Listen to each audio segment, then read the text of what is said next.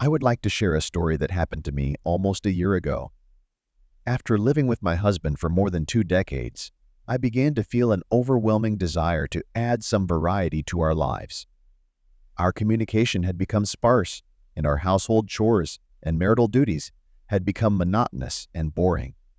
Day after day, year after year, the same routine of cleaning, cooking, and unfulfilled expectations repeated itself. And so one morning, having escorted everyone out of the house, I decided to diversify my life. I went on a dating site, took some pictures, and created a new identity. I changed my name and changed my appearance, wearing a wig and makeup so that my husband wouldn't recognize me. In fact, I wouldn't have recognized myself. Surprisingly, within an hour, there were people who expressed interest in meeting me, and 2 of them even wanted to meet me in person. This intrigued me even more. However, I wasn't particularly interested in the 2 people who were of rather large build.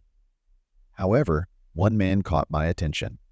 He had decent looks, even though he was young. His name was Ryan. I was a bit taken aback, as I hadn't stated my age, but it was clear from the picture that I was much older than him. I decided to let him know that. I expressed my gratitude for his interest in me, but also warned him of my age. I felt that we might not be suitable for further communication. To my surprise, there was no response until the evening. The next morning, however, he wrote back, telling me that I had simply amazed him and that age could not interfere with his feelings. Another day passed, and my husband came home drunk. We ended up fighting again.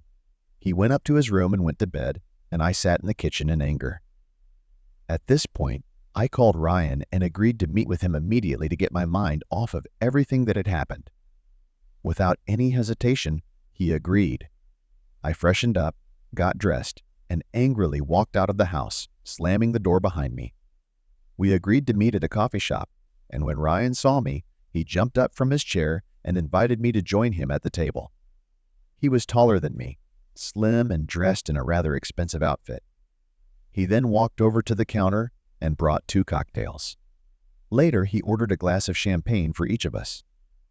He talked a lot, going from one topic to another.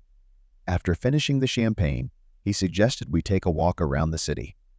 It was already night, and I, not afraid of being recognized by someone I knew, agreed. After cocktails and champagne, my head felt pleasantly buzzing. I was at a loss as to my destination and our current location.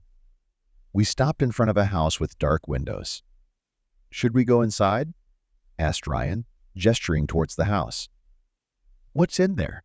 I asked, coming to my senses. "That's where I live," he replied, wrapping his arms around me and pulling me to him.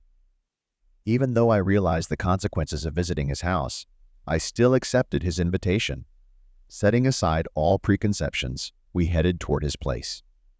As soon as we entered, he immediately put his arms around me and led me straight to the big bed, where we spent the whole night and hardly slept. The next morning I woke up to an empty house. He wasn't around, and the clock read 9:30. Perhaps my intoxicated husband wasn't awake yet, and I could come home unnoticed. So I did. When I got home, my husband was still asleep, and I breathed a sigh of relief. A few days later, I contacted Ryan to set up another appointment, as the time I spent with him was the most enjoyable time of my life. My intoxicated husband was boring, and I wanted something more exciting.